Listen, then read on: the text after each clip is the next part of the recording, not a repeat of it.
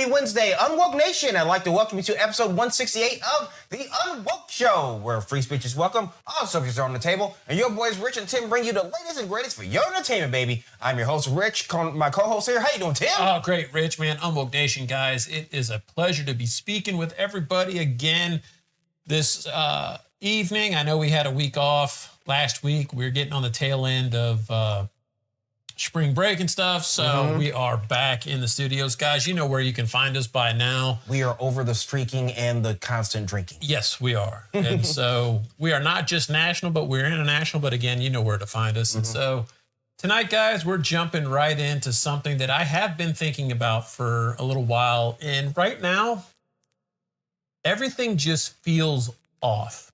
Why does it feel off, Tim? And, well, I'm glad you asked, because there is a reason for it, and by the end, we will have gotten there. But, yeah, just something feels off right now. It's not in a dramatic end-of-the-world kind of way, right? Just enough that you notice it. You know, you and I were talking before show, and I started mentioning it, then you go, oh. Yeah, because eventually, it's like in the beginning, I was just kind of saying where you're going, but once you started kind of giving me some detail, it made sense. Headlines don't quite line up. Okay. The economy doesn't feel like the numbers. Okay. Technology is moving faster than anyone can really process. Yeah. Okay. And yet somehow trust in everything is going down at the same time. Well, I mean, I think trust just in general, I think it's been just going on like we've talked about. You know, when it comes to the news where, you know, a lot of people, it's like, you know, like you said in the beginning, it's just like, you know, just stories are not adding up and just people are just starting to ask questions. And you do ask questions, people, you know, kind of like, why are you questioning everything? It's like, but you have to really start asking yourself. I'm sure they do the same in UnWoke Nation, kind of like, what the hell is going on? It's like, why does this, you know? So let's start with the headlines. Right.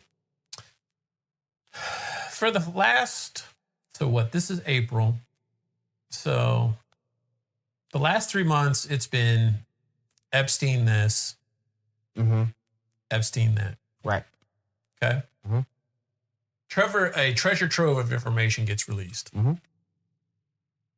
Yet nobody has been arrested. True. That's right. And that's not just a U.S. story. No. That's a global story. It's I mean, it makes you wonder how, it's like, is anybody over in France or anything like that talking about this? It's like, we got nothing. The lone European prince lost his dukeship and everything. Oh, Prince Andrew. Andrew got bounced from the family. That's it. Yep. Nothing else. Got nothing else. Yep. Okay. I mean, conspiracy. Ghislaine was still alive. Conspiracy theory that allegedly Epstein was actually alive. That was floating around. Yep. Melania recently came out and made some stuff in Epstein and relationships and stuff. And okay, so that's one factor. Right. Switching to the economy. What has happened with the economy lately? Well, currently we're dealing with a war, which I'm sure you're about to get to at some point later in the episode. And also, one of the biggest things people are having a problem with is they're noticing how we're getting hit at the gas stations. So, not just the gas station. Cost of groceries. Yes. Beef has gone up. That's true. Purdue, the big meat company, they had to consolidate plants and stuff because there is a meat shortage. Yep. Obviously, the price of milk is up. Eggs are up. Gas is up. And we have talked about in the past that either going to McDonald's or putting food on the table at the grocery store, I mean, that's been a trade-off, right? Right. Inflation is still where it's at. It hasn't gotten any better. Okay. And then technology is moving faster than anyone can really process. That's AI. Yeah. Data centers are flying up everywhere. Energy companies are getting bought. Mm-hmm. People are complaining because some of these data centers are, making their own energy bills. Yep. Go through the roof. They're worried about homeowners are worried about their electric bills going up because of all these data centers, and now we're getting into pissing contests where counties of different states don't even want them. Right. Okay. Can't blame them based on what the information we know. And then here's this weirdly odd story. Mm-hmm.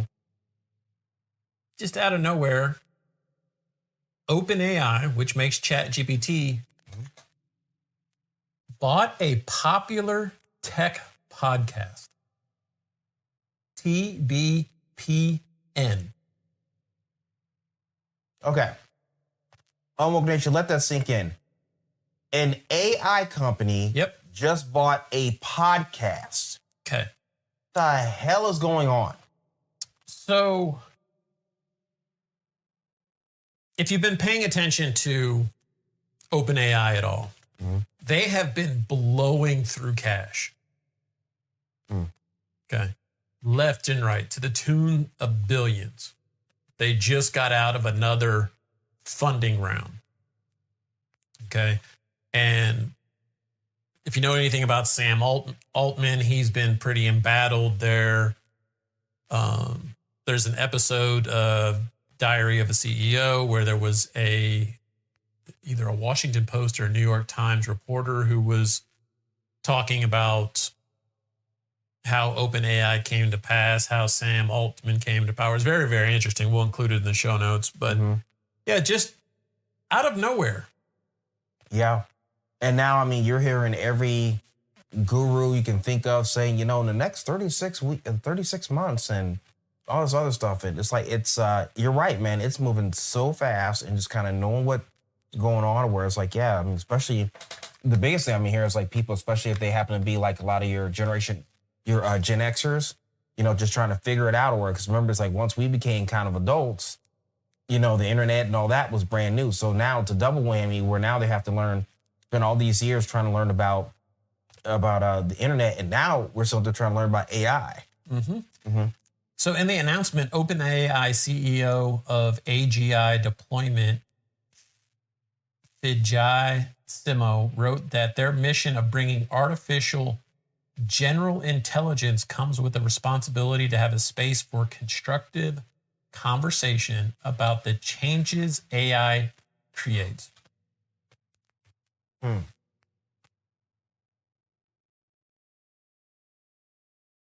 So when I read this, my interpretation is OpenAI, ChatGPT, Sam Altman, they're trying to buy influence. Basically. Yeah. If you could put something behind a machine, which everybody stares at every single day, including the one that fits in your hand, and you can put whatever avatar or whatever like that, or this makes you kind of wonder, man. It's like, we're already seeing it. Like, I don't know about you, but I know I've seen on Instagram where it's like, oh, such and such person might be following you. And you sit there, you click on a picture, they got one picture, and it's AI. Yeah. Yep. It's like, so here's a question you ask yourself. It's like, if you are an anchor person, how easy is it for you to sit there and make? Oh, that'd be easy. What is AI doing to the job market? Right. We've covered this previously.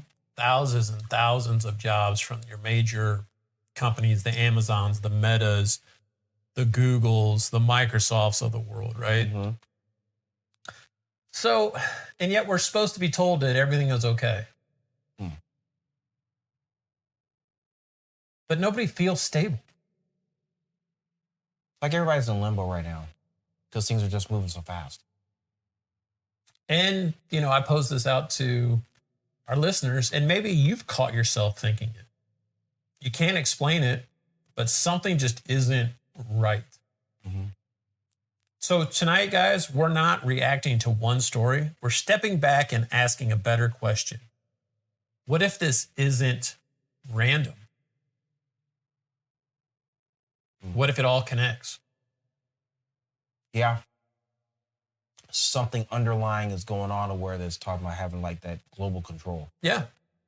So here's where things start to come into focus. Think about this for a second.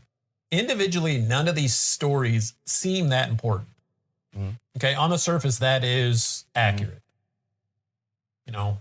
Why would our listeners care about OpenAI buying a podcast company other than influence? Right. Right? Don't care. We care about gas, groceries. Stuff that typical Main Street, no matter where you are in the world, cares about.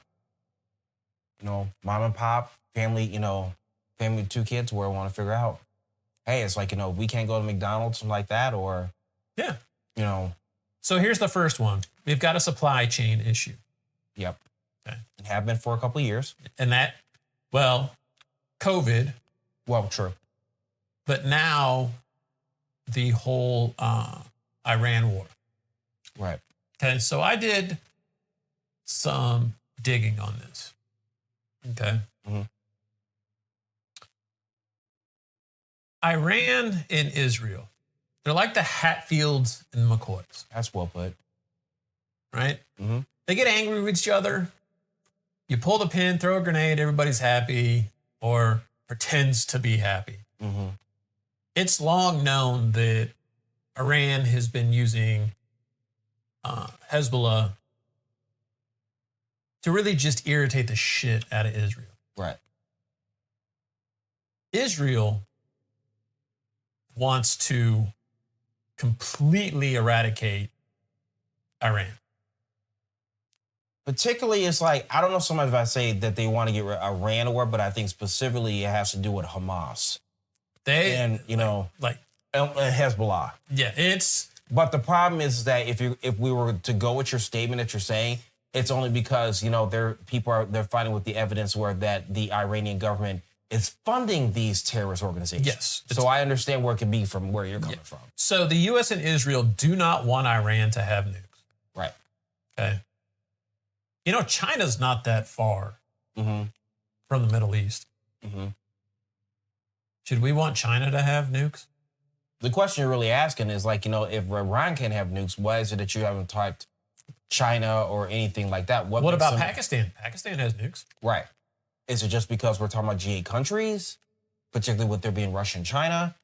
I mean, what is it that makes them say like, well, we don't, what makes the president of the United States want to go, Beijing, we don't want you to have any. So. But we have known Iran has tried to enrich uranium and produce a nuclear weapon. Right. We have sanctioned the shit out of Iran. We have bombed their supposed enrichment facilities. And, the bunker busters. Yeah, and have done significant damage, right?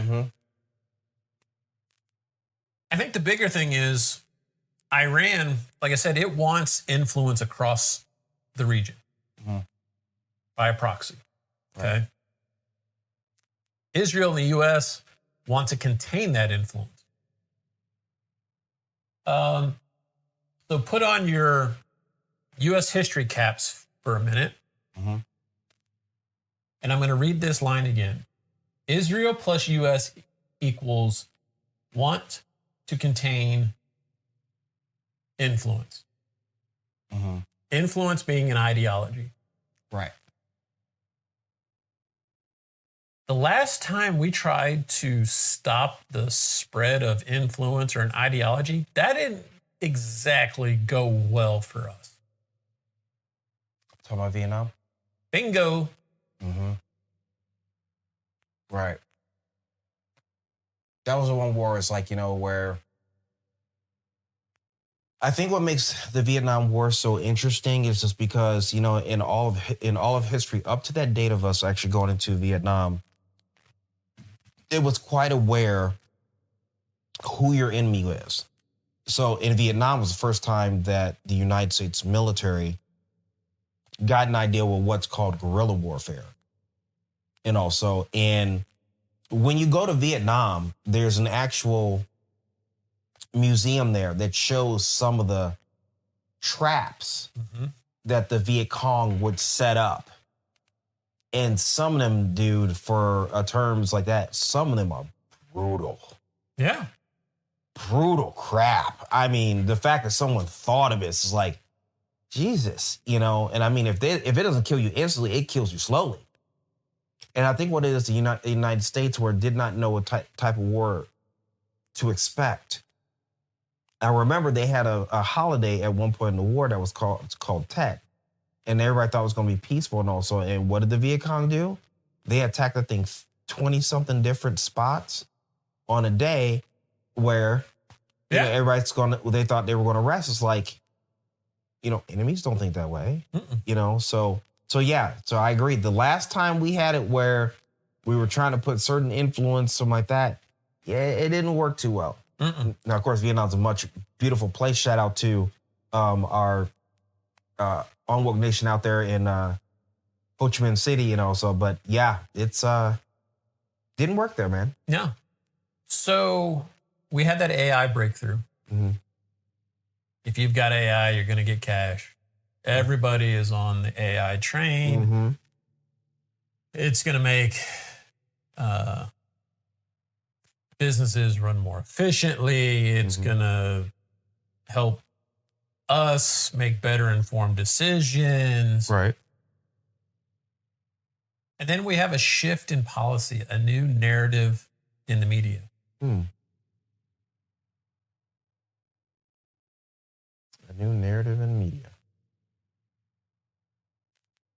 Tim is letting me guess here. So, who is not a big fan of the media? Not a big fan of the media? Yeah. It's kind of a list, Tim. Might have to narrow it down for our audience here. I'll give you one guess. Okay, Jeopardy it is. Lives in a big White House.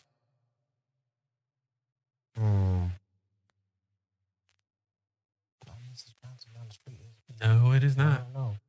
I'm going to guess where you're talking about 45 or 47. Okay. Mr. Trump. So what did Trump do? Went after CBS. Okay. Tried to sue, was it the New York Times for, what was it, $5 billion, supposedly defamation. It's going to be huge. Exactly. There is no love loss in the media. Between Trump and the media. Trump has openly said Putin doesn't have to put up with this. Why do I have to put up with this? Yeah. I mean, he calls it fake news. And I mean, it's like I would kind of assume, I mean, he might try to pick out this station or that station or case may be, but as a general, you know, as somebody who's in the media. He's tried to, remember he got Jimmy Kimmel kicked off the air for a night, and ABC caught all sorts of hell for that. He's tried to use the FCC to leverage influence. Yeah. He just tried to use the media to influence change at the Federal Reserve. That is one building I think we definitely should focus on, because there's a lot of stuff that I think that goes on in there.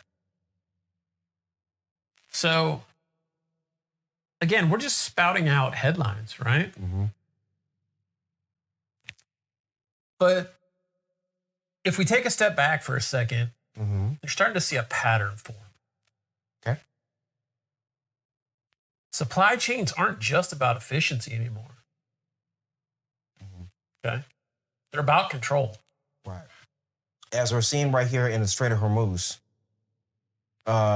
yeah, it's about control. It seems like you said, it's like, you know, there's no stability going on. It's like, you know, we wake up in the morning on a Monday and we're hearing, you know, oh, the United States is in control of the Strait of Hormuz. And literally 6 hours later find out that's not true. It's like, you know, people don't know what to do. And the only way we really feel what's going on is when we go to the gas tank. In that particular topic. Yeah. So AI just isn't about innovation. It's about influence. Right. We just talked about Sam Mm-hmm. buying a podcasting company. Mm-hmm. Okay. And media narratives, they're less about informing and more about shaping perception. Mm-hmm. Minnesota, for example. Right. Okay. No love lost for ICE. No. California was trying to pass a law that would prevent independent reviews Mm-hmm. by people. Because remember that independent journalist that called out the billions in fraud wasted in Minnesota. Right. He since moved on to California. Yes. Okay. And California, in their infinite stupidity, Yep. trying to shield those people and protect their names and stuff. But what's happening in reality is what they're trying to do. And Gavin and his infinite stupidity, Mm-hmm. that law will actually protect those breaking the law. Yeah. Seems to be a common thing in certain states to have what'd you say, there's a variable of it all? Like California and New York, Minnesota, Illinois. Mm-hmm. They all seem to have something in common. Yep. Don't they? Yes, they do. You know, on the surface,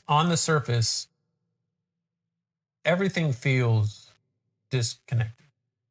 Okay. But strangely coordinated underneath. Mm-hmm. We're not watching chaos. We're watching systems. Systems adjusting. That would be the supply chain. Right. Okay. Systems competing. That would be AI competing for influence. Systems trying to maintain control in a world that's changing faster than they can keep up with. Okay. So, and when you start to see that, a lot of things didn't make sense before, but all of a sudden they do. Mm-hmm. Yeah. It's one of those things, and maybe you probably consider yourself, Tim, one of the rare people to actually do the research and be able to figure out, what's going on and starting to like kind of draw your own little, spider diagram or to figure out, it's like, how does this connect to this? No, but you're right. I think a lot of it goes back down to influence. So how do we land this? Well, this isn't about being paranoid. Okay. Right. If anything, we want you to pay attention. Mm. The world isn't falling apart. It's being reshaped. Mm. Think about that for a second. It is being reshaped. Mm. Yeah. Look at our political system. We've done episodes on how we have clearly outgrown the two-party system. Mm-hmm. I mean, people, like I said, they want another legitimate party that they can vote for, and I have relatives that think the same way. In our lifetime, I never thought our government or local government would elect a socialist person. Mm-hmm. I always thought socialism and socialists would have been outlawed. You'd have been Joan of Arc. Right. I know that's extreme, but that's what I thought, how our country viewed that mentality. Yeah, I know they had at one point, it was like the American Communist Party, and I think there were some court cases aware for that. Probably. No, that's true. It's like, there were court cases for it, but I mean, you figured that would be the end all be all of them having Americans. These are Americans. They ain't people coming over from Soviet Union or something like that. So here's the part that I think, if anything, if you take anything away from it, I hope it's this piece. people who struggle the most in times like this right now aren't the ones who lack information. Right. It's the ones who never step back far enough to see the pattern. And that's what this story is tonight. We've laid the groundwork. We've laid out the pattern. Hopefully, people, our listeners, will see it. Right. So the next time something feels off, Rich, don't ignore it. Don't just scroll past it.